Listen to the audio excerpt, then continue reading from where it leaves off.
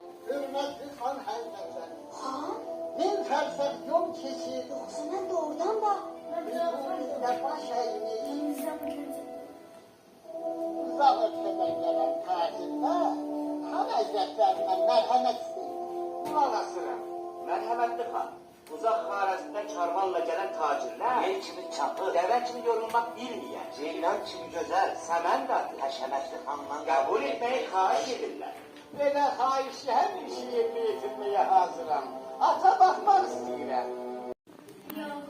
Kıyamet, benim yazığım gelsin. Gel bu sırrı bana aç. Yoksa han boynumu vurdura. Demeyeceğim. Demeyeceksen.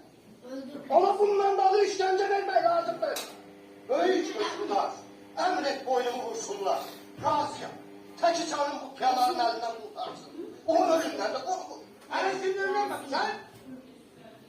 Onu böyle getirin. Aç ellerini. Diyemem. Gel sen bana bunun sırrını aç. Ben de sana büyük bir enam vereyim. Hazineden bir kişi kızıl getir. Yani dolu işte. Ha. Ağız balı dolu. Çitrahuda iş var. Çitrahudo iş var. Ayravan